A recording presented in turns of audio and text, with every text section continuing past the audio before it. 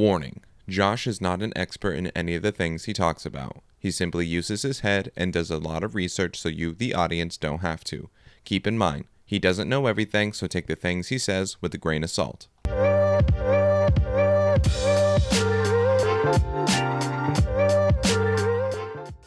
All Hey right. man, how's it going?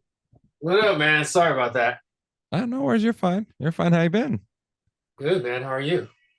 I won't lie, pretty tired, pretty tired. Yeah, same. Same. That's about it for me too. Tired. Yeah. A little Yeah. bit tired. But Yeah, everything's cool. yeah, exactly. It's part of the grind, there ain't a rest for the wicked. For sure. For sure. Yep, exactly. And now to just go and jump right into it, ladies and Yeah. gentlemen, this is Josh Said What, the podcast that'll change the world. We have guests of all different professions from around the world. And this time around, I got a very special guest. I got a guy, he's the house photographer for Celebrity Theater. He's also a music business instructor. And yes, I'm looking at your Instagram bio at the same time. You're also a DJ. I got Matt Locks in the house. How you doing, man? Good, man. How are you? I'm doing pretty good, doing pretty good. I got back from the gym like 30 minutes ago, so I'm a bit sore. Oh, nice. Yeah, I need to go to the gym. That's my problem. Need to Yeah, well, hey, you gotta come on. When's the last time you got in? go. I went hiking. I went hiking on last Friday, so probably gonna There go you back go. tomorrow. I have my day off tomorrow, so yeah, I'm gonna go back to hiking. Get outdoors, get in the sun. Yeah, this is especially a great time of the year too for Arizona because it's nice Yeah, and cool I'm so now. yeah, I'm so excited. Like, all right, good. Like it's finally cooled off, and like we can go Mm. like back to normal things and do normal things. Yeah. Yeah, exactly. I just recently did an interview with this guy named Liam McConaughey from Australia. He was telling Yeah, me that like their summers are I think like 40 degrees Celsius, which is like 100 degrees Fahrenheit. So it's it's like hot. crap. Here in Yeah, Arizona, it's like we compete, bro. yeah, they get Arizona hot back there. Yeah, in Australia. Yeah, I'm like, whew, I don't Yeah. know. They have all kinds of killer species out there. I don't know if I want to do Australia like that. Like, Yeah, exactly. I yeah, remember I they're see here. some news where it's like spiders, they hide in the Oh toilets. You yeah, got to flush first. I'm out. I'm out. You just burn it all down, and I'm running away. There's no way. I saw that too, and I was like, nope, I'm good. I respect the wildlife so much, I won't go.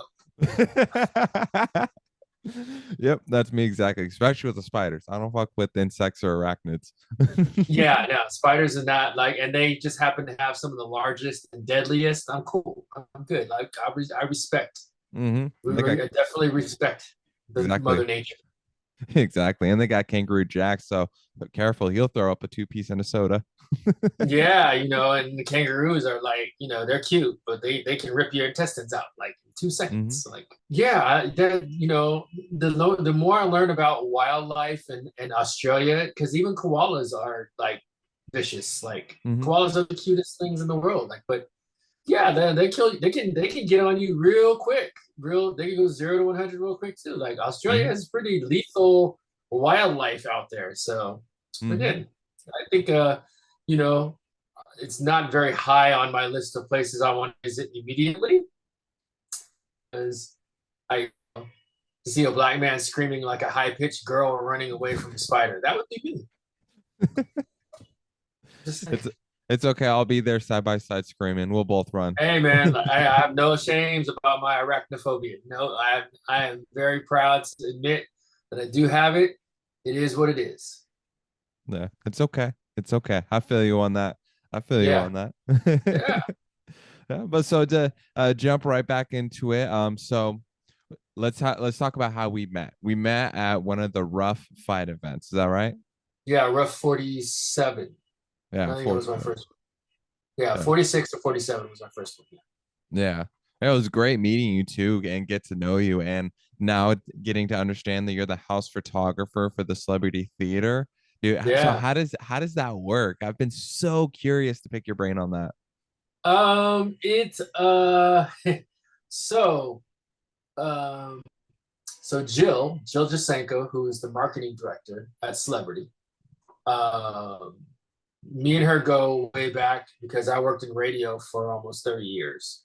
Okay. And she worked at Live Nation for a really, really long time. So, you know, Live Nation being one of the biggest concert promoter in the world, you are working with her hand in hand for a lot of shows. So, you know, over the years, I've known her for many, many years. So we've always, you know, been in close contact and been very cool.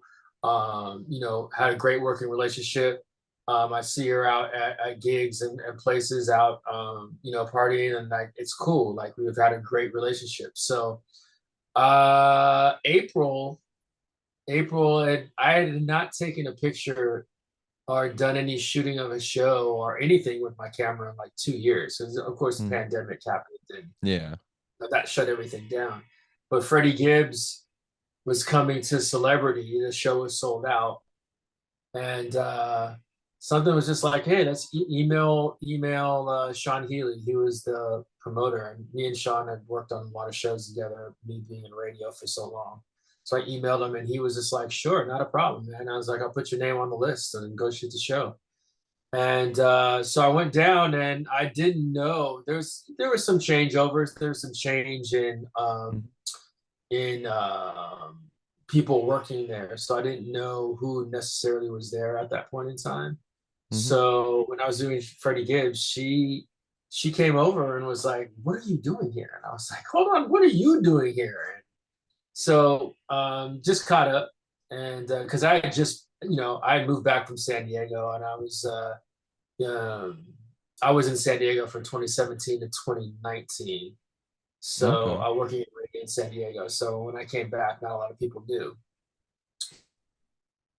happened and so on and so forth. So April rolled around and you know, I shot Freddie Gibbs and she was just like, well, send me the pictures. And I was like, yeah, no problem. And I sent her the pictures and then she was like, I want to talk to you about, you know, doing some more things. So we got on the phone and she was just like, you know, we don't really have a photographer in-house for the venue. And your pictures are great. And she's like, you know what to do. You've been around it forever. So why don't you be the house photographer for us? And I was just like, me? Yeah. She's like, yeah. So yeah, then the first show that I officially on board was Chris D'Elia. Yeah, the Chris D'Elia show. Oh, That was really? sold out. Yeah, that was my first show shooting for them as house photographer. And then immediately after that was Rough, was the MMA event. Like, and that was like, all right, I've never shot like a very fast moving sports event. So that was my first. So I was super timid there because I was just learning the lay of the land. And you Right. guys were there, and MMA stalker were like, you guys are gracious enough to just be like, all right, there's a new guy roaming around here, whatever. He's like, but cool, like to be like, all right, like this is where we're at. This is our side. You know, there's Right. the other side. You know, uh, and it was cool. And yeah, I learned a lot shooting that show. And then, you know, the second MMA show was even better. And now it's just like, hey, what's up? So it's good. Yeah. But Nice. that's how I became house photographer. It was just, you know, what I teach in my music business classes is networking and relationships, like building quality relationships that are not just, you know, DMing somebody and going, hey, how are you? Or what's up? Like that's not quality networking. Like literally being able to, you know, have relationships with people you can text or you can email or you can call them and they'll be like, hey, what's going on, Matt? Like, how are you doing? Like, and just, you know, cultivating those relationships. Like if I wouldn't have had the history that I did with Jill, you know, I probably wouldn't have, I probably wouldn't be the house photographer for Celebrity Theater. I'd be trying to get in to shoot the show just like everybody else. But, you know, me and her have like 15 years under the belt of relationship. You know, she understands that, you know, I will do the work I need to do. I'll get her the pictures that she doesn't need to worry about that. Like it's one thing that's off her plate she doesn't need to worry about. And like you have to be reliable like that as well. Like Mhm. um, I think that another thing that makes me valuable too is I turn things around fast.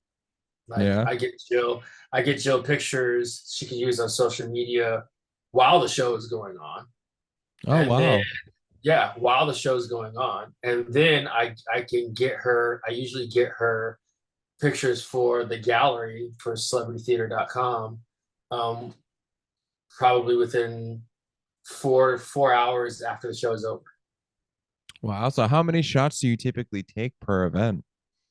It depends. If they let me shoot the whole show, I could do it. Could be in the thousands.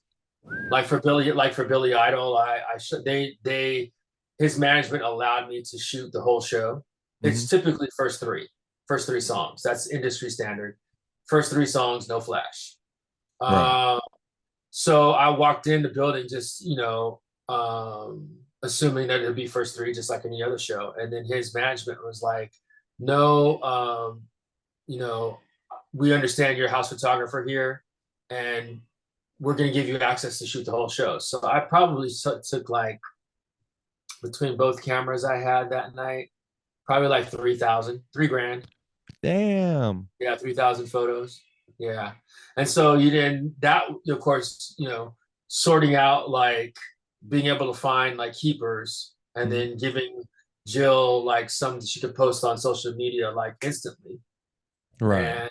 And then like going home after being there for the whole show gets done at 11, you go home, get something to eat, and then start going through the process of dwindling down 4,000, 3,000 photos to, you know, a good, and I think for that one, I think it was like 40. Wow. So you have to literally narrow down and go through over 3,000 pictures and settle it just to like a good handful of like 40 Yeah. Oh just to yeah. be able. Wow. Yeah. I think that's um, a lot of misconceptions about concert shooters and concert photography is that like, oh, they just go and it's the first three songs, you just take little pictures and then it's like, oh, you post them and like no, like even for first three songs, you can get off, 8 to 1,500 shots just for first Wow. three songs. So, and then so on top of that, the instant gratification of social media, it's like, all right, now I have to get something to you ASAP to fulfill that. Hmm. And then, if you're fast or you're you know, on point with your work, meaning that, you take your work seriously, then you're staying up. You're staying up and you're culling through the photos to find the gems and then kind of disregarding the ones that are not so the garbage. Right. I want to say that, yeah, your garbage to gold ratio, as I like to call it. You're whittling down that, and then editing, and then on top of that, you not only you're whittling down, then you get to edit all of them, and make them look nice, and then send them off. It's a lot. Yeah. It's a That, lot. Yeah. yeah. It's um and then even in the video space, that's a lot. Like you have to whittle down all that footage to Mhm. find the gems and that, and then putting it together nice, cohesive, finding music, like filtering, like all of that. Like it's a lot of people ask, are you going to do video? And I'm like, man, that's a whole other part of the brain that I can't um I'm not ready to access that yet. Mhm. I still want to be the best still photographer I can be. Yeah. Yeah, exactly. Yeah. So far with like my experience with video editing, yeah, it's just been nonstop trial and error. And because I've been going through a weight cut for about like the serious part of the weight cut for about a month now, I've Yeah. been in the gym for 3, 4, 5 hours a day, and I'm just so exhausted. And I Hmm. still have to go home, do editing. Like I Yeah. have two other episodes I also have to edit, and then I have four more planned ahead. So it's like Right. I got a whole list of to do things. Yeah. Yeah. And it's but for us creatives, like that's the fun. The Mhm. goal is like, all right, well, I can edit all of this up and make it look cool. And Mm-hmm. like that's awesome. Like, and even, finding pictures that you didn't think you got. You're like, maybe. And while you're shooting, you're mentally like Rolodexing, like, oh yeah, that's good. And then there's some times where you're like, I don't know if I may have missed that one. It may be just a tad out of focus, or I may have just missed that one. And then you go through and you're like, oh, I got that one. That's all right. Okay, I'll Yeah. use that. Right. So, and still with me, like it is, it's a process, man. I'm still, um, there's so many concert photographers out there, like, um, whose work I really, really respect. It feels like I'm still trying to I'm still on the road to get there. Like Yeah. I'm not content. Like it's like, oh, like man, you got the house photographer gig. Like you're there. And it's like, nah, now it's just more pressure for me. Yeah. More Kind pressure for of me to deliver like awesome content. Because I want Jill and I want David and I want like the employees there to be like, oh, I saw your pictures, they were awesome. Like that's the win. And so Mhm. it's that constant pressure, which is good for me. To always, try and just continue to push and push through and find new angles and find new nooks and crannies in the building to take pictures from and to just try and get better shots every time. Just Yeah. that's what it is, really. It's like for every show, it's just like, all right, better shots this show, better Yeah. angles, better vantage points. Like, all right, what can I do? And the thing about celebrity that's great is like there's so many like hiding places that you can go. There's so many angles and so many things that you can get to get closer than you would and get just a different vantage point than you would say like at Arizona Federal, where it's just you're in the front, or a marquee where you're just in front and you're usually looking up because the stage is higher than you, so you Hmm. only have really a true one-way vantage point. With celebrity, you kind of have a lot of different vantage points because it's in the round and it's a little lower stage and Hmm. you can't get closer, and get in the audience a little bit more and get down there and get closer. So yeah. Nice. Nice. And so, since your time becoming the house photographer, Celebrity Theater, what's been your Yeah. favorite event so far? Because I think so far in the past like 4 or 5 months, I've seen Chris D'Elia. I think I've seen David Spade, if I'm correct on that. So, there's a Yeah. few other very famous people. Is that right? Yeah, I mean, Bergazzi was there. I was mad. I miss Nate Bergazzi was there, and then they didn't let me shoot Tom. Tom Segura was just there, and Oh, he did 4 days for Netflix. And I get it, like the way they filmed the special after being there and kind of seeing, because I was kind of like sad and mad, but seeing how they filmed the show, they used a boom camera, so there was really only like um there was really no place I could be without maybe being in a shot. So right. I had one still cam which was in the pit, and then they had this big boom camera that could get the whole venue because it was on a big rotating arm. Wow. So I totally get it now and why they were saying no photography, because like there's literally no hiding place for me Hmm. to kind of shoot shows. Where usually they have cameras kind of doing single vantage points. So when you have that boom and that arm and that gimbal with the camera doing 360, like you could go anywhere. Hmm. So yeah, I mean, Billy Idol was really, really dope. That was a really dope night because they let me shoot the whole show and then they used all my pictures. Like Nice. I sent them to management that night. It took me probably about 3 hours to get through all the pictures and then whittled them down to the keepers. So I was like 2:45 in the Hmm. morning by the time I was done. And then I sent them the email, and then I had to get up and go to work at 9. So like it was like Oh, just so yeah. So I emailed their tour manager about 3 a.m. along with Jill too, the pictures. Mhm. And then in the middle of my workday because that was a Friday night. So Saturday mid-morning or so, my phone started blowing up like, hey, your pictures are getting shared. They put them on Facebook, they put them on social, like, so that was cool. Yeah. Jeff Beck and Johnny Depp was dope. That was an experience. Yeah, Like, that was just recently, right? yeah, that was last week. Yeah. Nice, nice. Yeah, um that was an experience because Johnny Depp has hella fans. He does. He has hella fans, and most of them are super super stalkers. All of them there. They like all of them were stalkers. All of them were still about. I mean, from 21 to 55 or 65, Pure they're still about obsession. that. Yeah, they're still about that man, and they it was cool. Like, and to get like your picture shared by all of these fan sites and Johnny Depp like fan pages and stuff like that.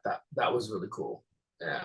Hmm. It ended up like being like about 30. I got like my picture shared by like 30 fan pages of Johnny Depp's. And then actually Jeff Beck and Johnny Depp shared pictures on their Instagram as well. So like that was cool too. That's awesome. That's the most satisfying part of it too. The Yeah. fact that you know your work is paying off and you're seeing it get distributed by all these different people. You're not even have to go out of your way to try to No. create that outreach or that Yeah. spread. It just happens on its own. Yeah, I mean, like if you look at my Instagram, like I don't think my last post was, I haven't posted a show that I shot at Celebrity in a while. Because typically, like, sometimes I have signed releases, sometimes I don't.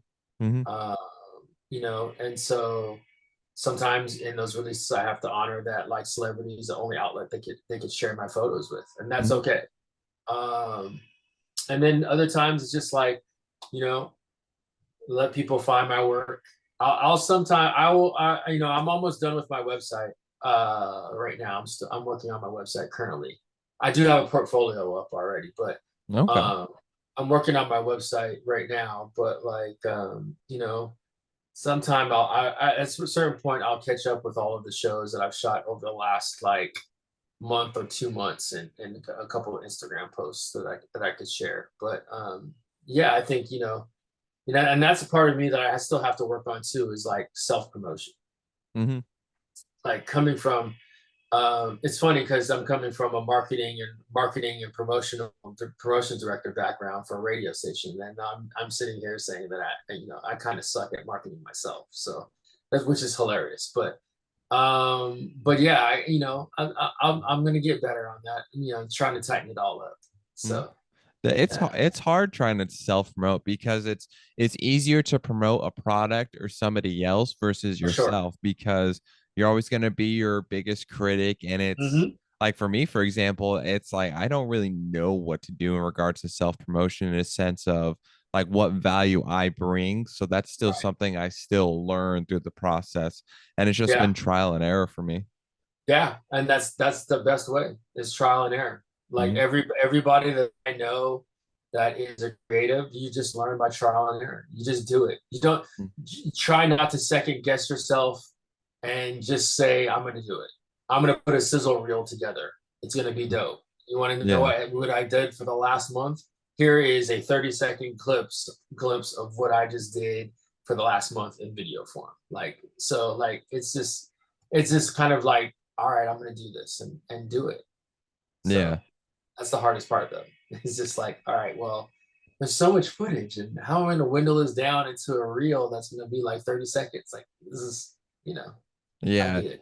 Exactly. And then when I'm going through a video and editing and I see like I have my own gaffes or I like say something dumb, I'm like, oh, I just want to edit that out. Yeah, But I know that's part of the entertainment of the viewer to watch those gaffes, those for moments. sure. And that makes you seem more human to them too. But Oh, it's for just sure. like my inner critic, my second guess here is like, bro, save yourself the embarrassment. Get rid of it right now. Yeah. Right now. Yeah. Just, nobody has to know. Nobody has to know. Right. Exactly. Yeah, for sure. Yeah.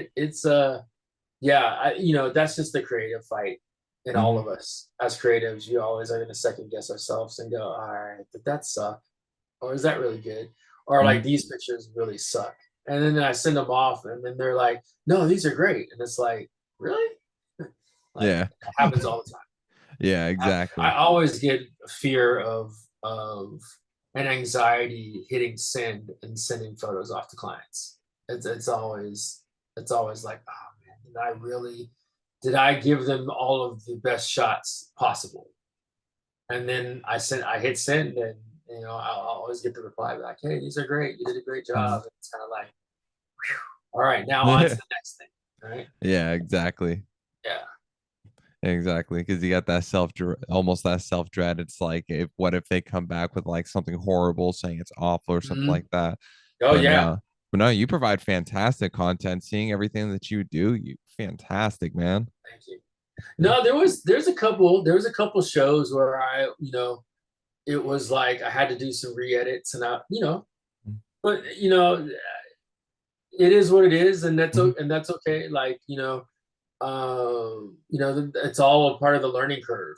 Mhm. Like, all right, and then too, that it was like a big awakening for me. Like, all right, I have to definitely um upgrade.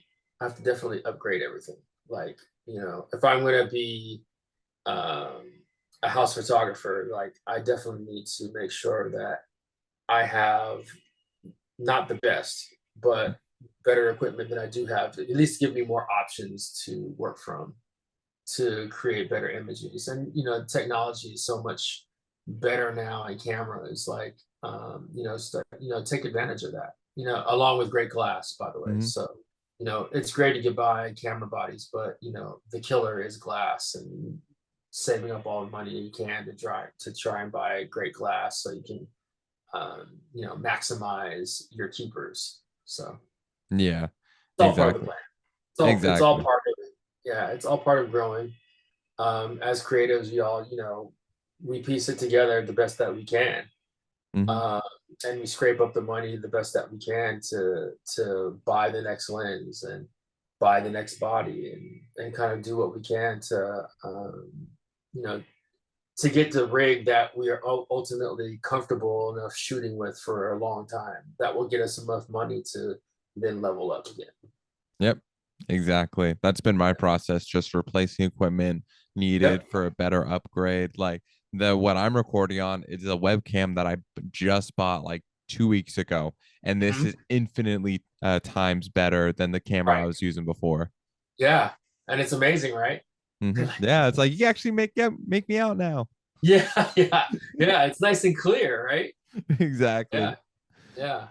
And then Exactly. and then and then you never know. And then it becomes all right. Well, am I going to buy a set? Am I going to do drapes in the back? Can I do like off-color key lights, like and stuff like that? Like Hmm. this becomes a like a nonstop of all right. Well, what else can I piece together um to grow the look and aesthetic of everything?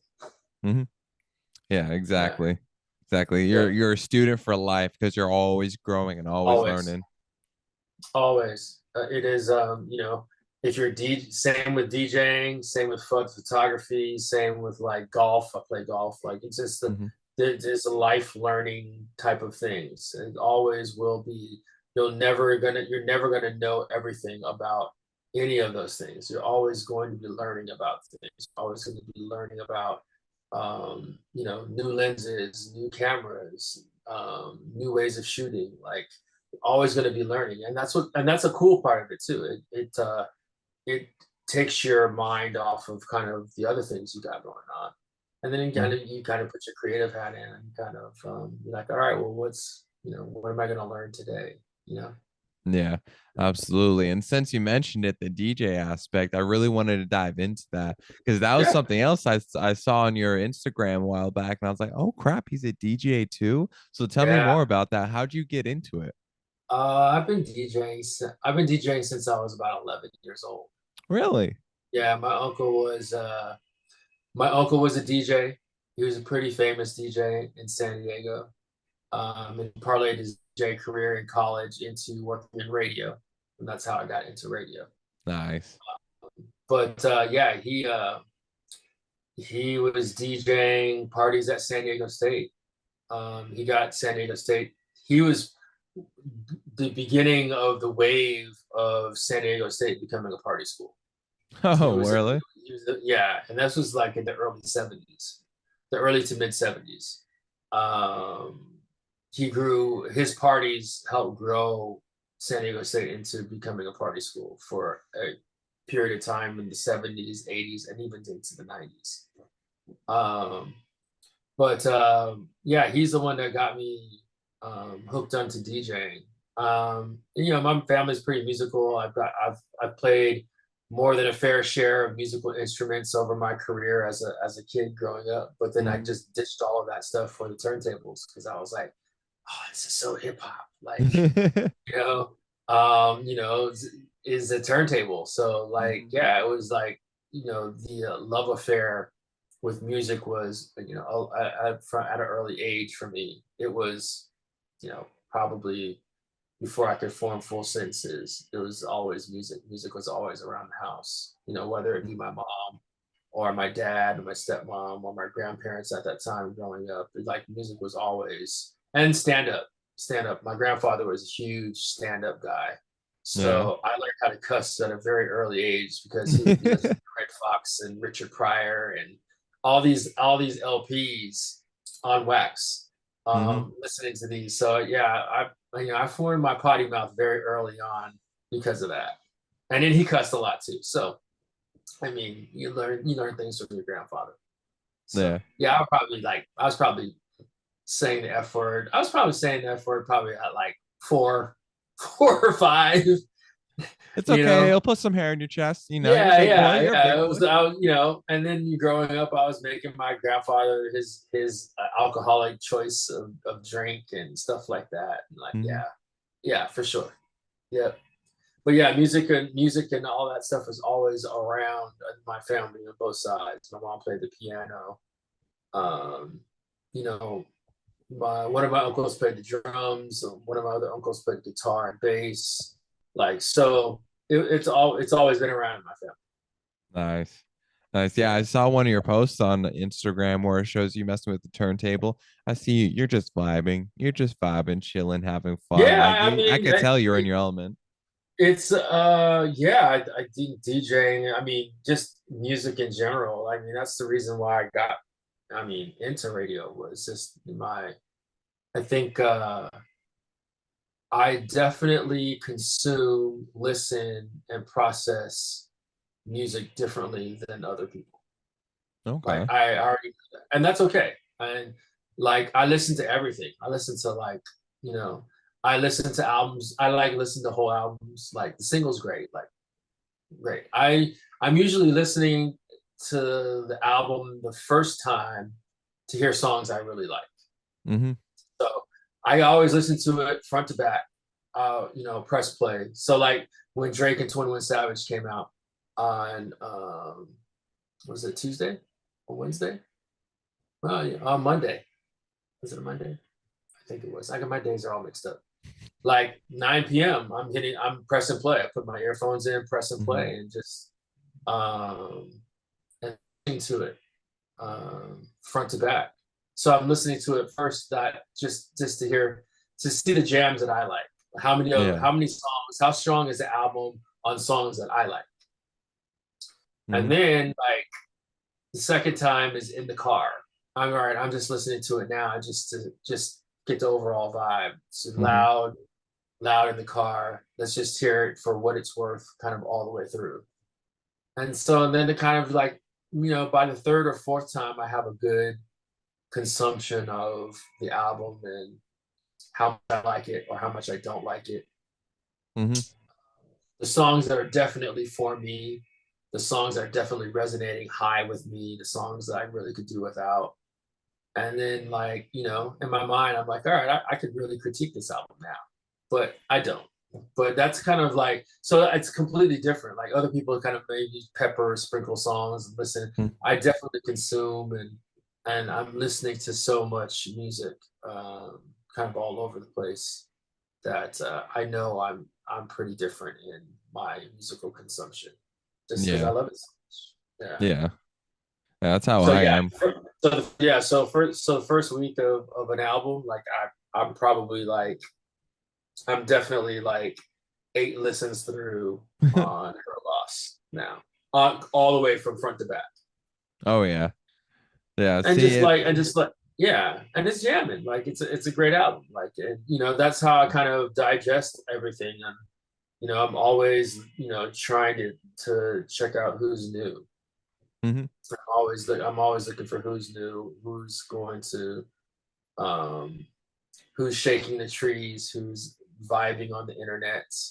All of my friends are kind of like, we're all like, common in that, like, all right, well, who are people not aware of yet? Right. Yeah. Who's Right. next? So Right. it's awesome. Exactly. Yeah. Yes. And see, I like a large variety of music too. The only kind of music that I don't necessarily like, in a sense, is country, jazz, and then the mumble rap. Those Yeah. three, the mumble rap especially, I can't do. But for some reason, Yeah. those is just it's hard for me to really get that connection deep in. But Yeah. otherwise, like if you were to look at my playlist, Yeah. like it's just everything. It's Yeah. ranging from a Post Malone to Owl Yeah. City Fireflies, from 21 Pilots to I even got the baby in it, and then I even got Yeah. Lil Nas X. So it's just a massive variety. Yeah. And then, for me, like and then for me, the other part of it is like, I have to stay current. I have to stay up on what's new, what Mhm. everybody's. I have students that are like, hey, have you heard of this person? I need to at least be aware of who they're listening to. One of my students put me on the Tame Impala. I had no idea. Okay, nice. No idea. Let me listen. Oh yeah, this is really good. Yeah. So it is and then like that's just the fun of it for me, is like just the discovery of dope music. Hmm. It's like, that will never grow old for me. The discovery of something that's dope, and you're like, whoa, yeah. So, you know, so yeah, the DJ bug is kind of just a reflection of that. It's just like, um, I've played big clubs, I've played the commercial clubs, and that's just not my wheelhouse. There's a Right. lot of talented DJs that, especially here in Arizona, like super amount of insanely talented DJs here that um, not only can hold the biggest clubs in the city down, Hmm. and in other cities all across the United States, but then can just turn around and do some battle routine that can ether you and your family, and then turn around and go do a little vibey session and play some vibey joints that can cater to a whole new crowd. Like it's just there's a lot of insanely talented selectors and DJs here in the valley, in that we're pretty lucky in that we really have Hmm. a lot, and a lot of them choose to stay here, stay here and play. But there's a lot of them that have moved to LA, and are on tour, or doing clubs all over the country every weekend, Yeah. and that's amazing. Yeah. You know, Arizona, for, we breed different people. Yeah, so for me, it's always about just I'm at the point where I DJ. I'm DJing stuff that I like to play, and like trying to find like crowds like Hmm. that like to hear the stuff that I play, and that's kind of where I'm at with it now. Yeah. And that's the best way to go about it too. It's like, because I know there's a lot of people whose passions end up turning into work. But Yeah, if you're able to keep it as that passion and something that you love to do and that you love to stay consistent with, then yeah. at that point, nowhere near work. It's just purely Oh fun. yeah. It brings you happiness and all.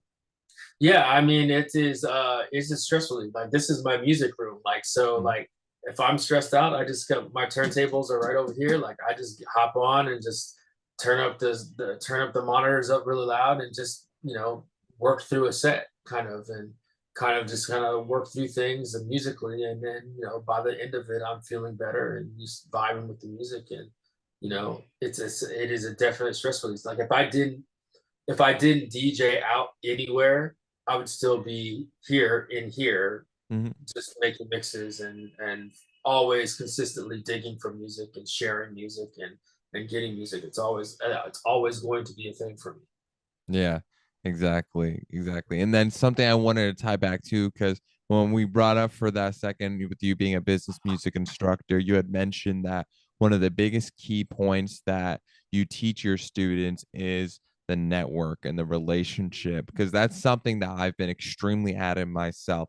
How do I find the right network of people? Like there's all kinds of yes men, so you don't want those kind of people. You want the people that's going to be absolutely honest, but they have your back. They have that loyalty and they have that connection that takes you even further. So what I really want to like pick your brain on that is like for people who are trying to come up, that are trying to like get their foot into the door, that are still struggling in that aspect of building connections. What kind of key things do you focus on with that? Oh, it's I'm pretty introverted. I like to say I'm introverted, but I've had a lot of extroverted jobs, so I've done well in being a lot more comfortable with my extrovertness. Yeah. Still, it's still there. I think you just have to, for me, it was like when I first moved out here, because I moved from San Diego. I was born and raised in San Diego, and I moved out here in 2000. So when I moved out here to start working at Power 92.3, like I really only knew one person, and that was the boss who hired me. So for me, it was, all right, well, where are the hip hop clubs? Where are the venues that are bringing concerts? Because in San Diego, we were plugged in. Like, we had our crew. We were tight. We had people. We were always texting each other like, "Hey, are you gonna go to this show? Are you going to that show?" So it was already, the network was really strong in San Diego. Like I didn't have any of that here in Arizona. Like so, it was like, coworkers from the radio station developing relationships with coworkers at the radio station. But then like just going to events and showing up, going to the rap battles, going to the hip hop nights, going to the Blunt Club every Thursday night, going to the places. And then, the more you show your face, the more in line you start to meet people, and you start to find your tribe. And that's what it is really, or, organically, it's just trying to find your tribe.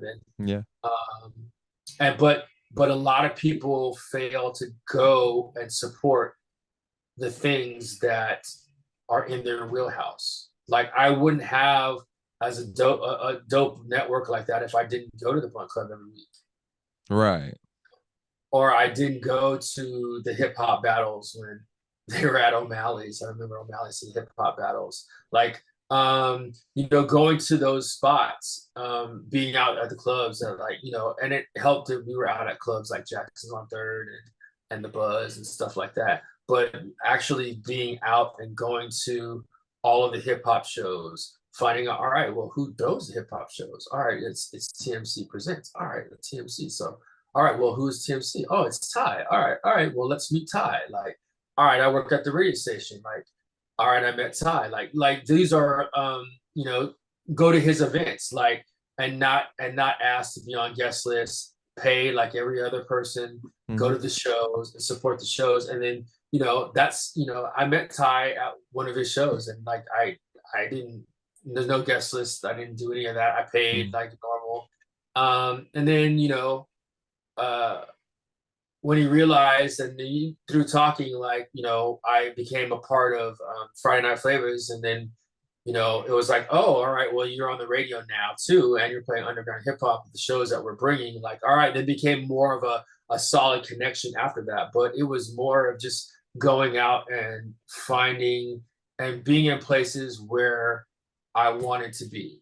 And that's Right. what you have to do. And a lot of people don't. They hide behind their phones, right?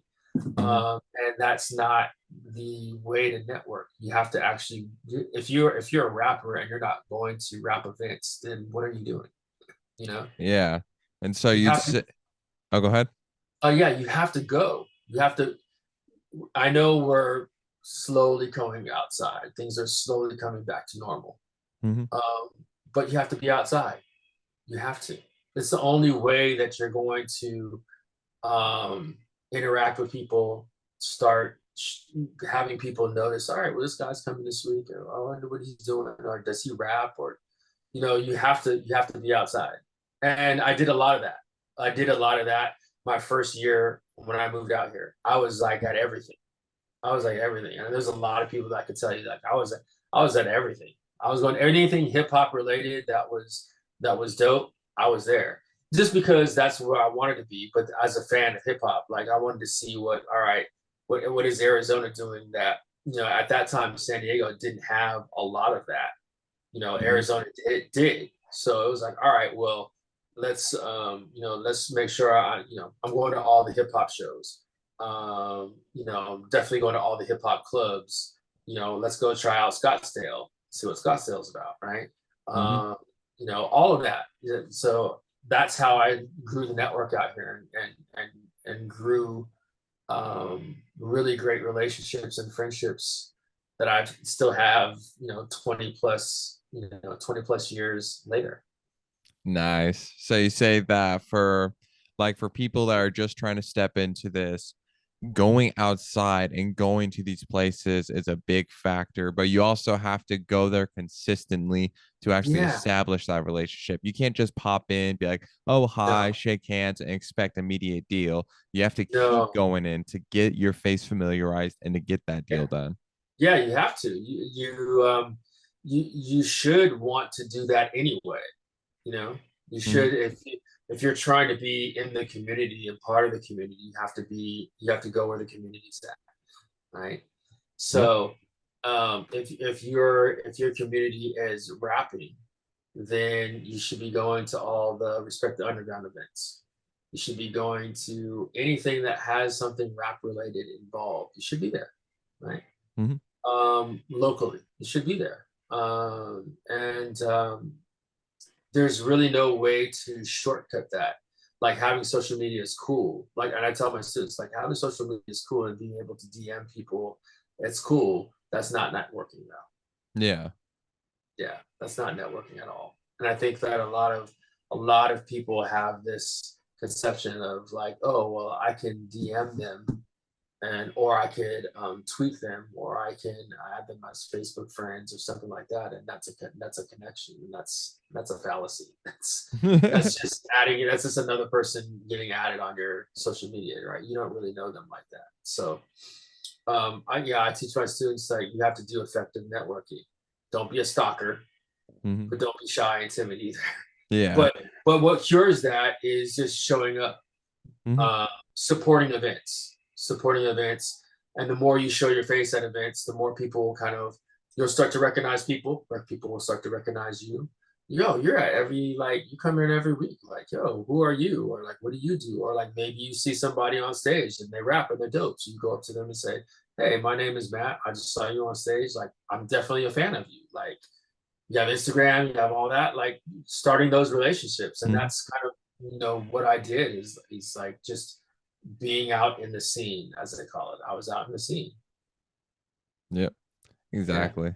And that's been the biggest implement that I've been doing, or biggest thing I've been doing with Ruff ever since I met you. We've been working at Yeah. Celebrity Theater because I think based off what you had said before, the same time that you had started your first event that you did for Ruff was also Yeah. my first event too.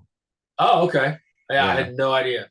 I figure I was like, oh, you guys are on, it's Yeah. cool. Like they have this thing, they have well-oiled machine. I think that's what I said. I was like, oh, there's a well-oiled, I didn't well-oiled machine. You guys got this. Like it's like this is just another MMA event that you're gonna get fire shots. You're in the ring and like it's you're getting footage and it's cool. But yeah, I had no idea that was your first event either.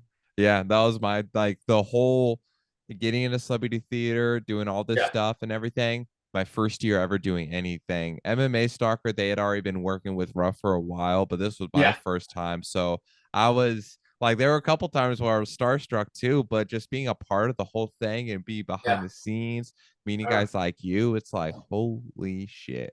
Like that's how yeah, that's for me myself. That's how I could tell that I've got my foot in the door now. for sure, absolutely. You know, like you're making yourself valuable, Mm-hmm. and that's the other thing about networking. It's like, all right, well, now you're building tribe. Now you're building connections. Like, okay, so what can you do for some of your connections, and what can some of your connections do for you? You know, Mm-hmm. and you know, really honoring that though. Like, um, you know, there was a, you know, with Ty and TMC and then Universatile, like, you know, it was never like, oh, I work at Power, like just you should let me into your shows. Like, Mm-hmm. no, like I paid for a long time Yeah. for like I almost did the opposite. Like my thought is like, oh, they would assume that since I work at Power that oh, he wants to get in for free. But I would just show up and stand in line like a normal ticketed person, Mm-hmm. pay my ticket and walk in. And then you know, after a while, once you know, they figured out you figured out, all right, you were working at the radio station, all right, you're part of Friday Night Flavors, all right, you do. Then it became a well, just let me know when you want to come to the show, right? And Okay. I think a lot of people too, they just, you know, sometimes they're making connections for what the connection can do for them. Yeah. And like I've never taken that approach ever. Like I want to make connections because you're cool. Mm-hmm. And I want to know what you do and how you're getting to your point that you're at, you Yep. know. And Exactly. the upside of that is like, all right, well, you know, eventually, like, yeah, it'd be dope to go to a show for free, but that's not the end goal at all. Mm-hmm. The end goal is just to like, oh, you're doing dope shows. We have a platform that plays the music, plays the artist that you're trying to book and bring to your show. Mm-hmm. Like we're going to talk about your show, like just on the string. And I always say this on the air, like I'm telling you guys all these shows, and we're not getting paid for it because I want Arizona to show up, so artists will keep coming back. If nobody goes to these shows, artists will not come here to Arizona, and Mm-hmm. you'll have to go to LA, you have to go to Denver, you have to go to New Mexico, you have to go anywhere else to go see them. So I always took the approach of like when we're on air, if there's dope shows, like literally, I would run down all the shows that are coming for the month.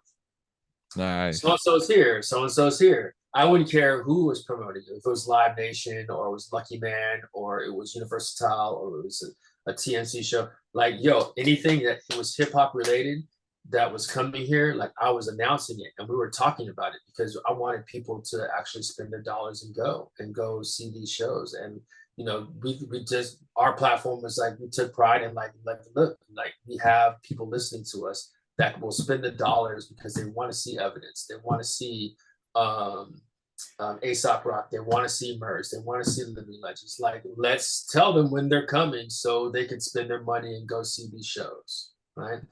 And you know, that was just, you know, they were cool. Mm-hmm. So it's like, why not want to support them? Yeah, And exactly. find a way I could support them. Like, you know, I could have told them like, oh yeah, you got to buy advertising if you really want us to talk about your show. That was never going to happen on our show. I wanted the show to succeed so they could bring back more shows like that. Because selfishly, I want to go to all the shows. So like, so if I could help them sell out the show or get the show well attended so that they're making money so they can bring other acts that I like or care about, like that's a win for me, right? Yeah, exactly. So I think like a lot of people don't when I say effective networking, they necessarily just some people see all right what can they do for me, instead of just taking the approach of really organically just growing a relationship to where you guys are cool. You guys are talking about things other than just music. You guys are talking about family. You guys are talking about, where you're from or what you're doing next weekend, or let's go get lunch, or let's do that. That's the networking I'm talking about. Yeah. Yeah, for sure. I feel like it's definitely valuable information that a lot of the, especially upcoming generation, could definitely use to help progress in life for them. For sure. Yeah. For sure. I mean, a lot of the young kids now, they got a lot of hustle. They got some hustle, and that's dope. I see a lot of young photographers. I see a lot of young photographers slash videographers slash graphic designers out there getting it, and that's dope.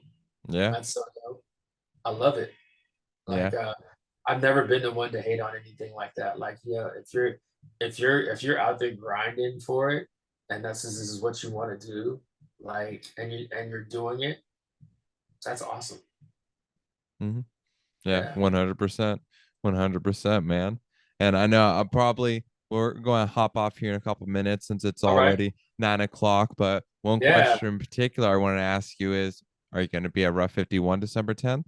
Oh, for sure. I'm gonna be there. It's gonna be dope. Yeah. Yeah. It's gonna be dope. Like, I like, it's for me now, like, um I know you guys have it locked down. Like, there's no way I could get better pictures than, and as an MMA stalker, like those, like, they have it dialed in. Like, I'm gonna get some, but they're not gonna be. They have in doing it as long as they both have.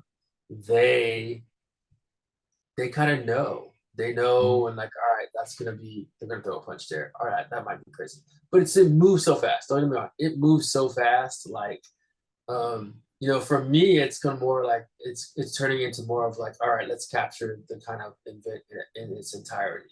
What are the people cheering like? What are they bringing their families, or like getting them yelling and getting all of the families of the fighters like screaming at the top of their lungs, waving their flags and stuff like that. So that's what it's kind of evolved for me. Like, I might get, a few dope fight shots now, but it's kind of like, I'm leaving it to the pros for that. leaving it to y'all. Yeah, I don't think your fire video recaps, and then MMA stalker. The gals like just take fire shots, like, so, and that's okay. Like totally, like, just being there to kind of recap the event and kind of get an overall, like, a bird's eye view of it. That is fine with me. Yeah, Absolutely. all the photos, 100% credit to Roe and Aaron with MMA Stalker. I just sit there with the camera and help out, and then I do the pre-fight interviews. But yeah, they do fantastic work. Absolutely. Yeah, they do. They're amazing, and they're welcoming. They're so welcoming. Yeah, and they kind of the lay of the land. I got the lay of the land from them, which is great. Nice. Like, because you always want to, you never want to walk in thinking like, oh, I'm house photographer, I can shoot everywhere. Like, like, no, there's protocol. Exactly. There's protocol. There's definitely protocol. And like, so Rough 47 was like just a very much a learning session for me. I was like, all right, well, let me see if I can get some photos first of all, because I'm like, they be all blurry. Like, I'm like, all right, I have to really like think and focus and like, let's try not to get blurry shots here. Yeah. And then, like, all right, well, where can I go and shoot that's not in the way of them? And find a space for me. So, yeah. So that's cool. Yeah, that's awesome. It is. It's a blast. Well, at this next event, we'll have to get a picture together too. Oh, it's dope to do the podcast, and I know you're going to consistently keep doing it because consistency brings success, right? Exactly. That's been the biggest thing I've been trying to work on, consistency, because I'll have the fall off points and jump back on, but I need to get consistent. Yeah, that's the name of the game. I tell all of my students that too. Like, in this day and age, it's not necessarily about The album, it's just about consistently putting out music. Mm-hmm. No, if you can be consistent, whether it is putting out music, taking photos, doing videos, and putting that out consistently and providing content, because content is king right now. That Oh you yeah. know, it's been proven over and over and over again on YouTube. The more content you can put out on a consistent basis, that is a reliable, whether it's Monday, Wednesday, Friday, Monday, Friday, Mm-hmm. like Tuesday, Thursday, whatever it is, you will start to get engagement. Mm-hmm. And that's just the name of the game. So like I tell my students, like, start putting out music. You don't have to put out albums at this point. Just start putting out singles consistently, and grow your fan base. You don't even need to worry about an album. Don't even worry about Mm-hmm. an album. Just try and put out a single a month. Yeah, there you They go. all look at me like, you're supposed to put out an album. Like, yeah, you don't have to in this day and age. You could Yeah. put out a single each month and just consistently keep doing it. And then through the consistency of doing that, you're going to get better writing songs. You're going Mm-hmm. to get better songs. And then you're going to get to a point where like you have a collection of really, really good stuff. Then you can put an album together and then put it out. Yeah, Yeah. absolutely. Absolutely. Well, Instead of leaping up the staircase, just take a step at a time. oh, for sure. Yeah. In this day and age, that's the step. Is a step at a time is content. Putting out Mm-hmm. pieces of content if it's every day, if it's every week, if it's every month, that's your step. Yep. Absolutely. Yeah. Absolutely. So, but yeah, thank you again, man. Thank you so Absolutely. much for coming on. This was a blast. Do you want to give a Yeah. shout out to anybody or anything at all? Yeah. Just shout out to everybody, man. Like, just shout out to all the creatives out there hustling. Like, Absolutely. legit. Like, shout out to all the creative people out there. Like, this is not their 9 to 5. This is their after 9 to 5. Trying to get it and eventually to make it their 9 to 5. So shout out to all the creatives, trying to do that for sure. Absolutely. Absolutely. So yeah, thank you so much for coming on, Yeah, man. You're an absolutely. inspiration. It's a Oh, pleasure to have you on. I appreciate it, man. We're gonna chop it up at Rough 51 for sure. It's Oh, gonna be hell fun. yeah. Hell yeah, Yeah. hell yeah. And to the fans, again, this is Josh Said What. This is the podcast that'll change the world. Shout out to Matt. He's an outstanding dude. So make sure to like, share, subscribe, do all that things. I'm on what was it called? Spotify. I'm on iTunes There you podcast. go. I'm on Anchor FM. Check it all out, people. So yeah, Yeah. definitely check it out. And hey, we'll see you in the next one.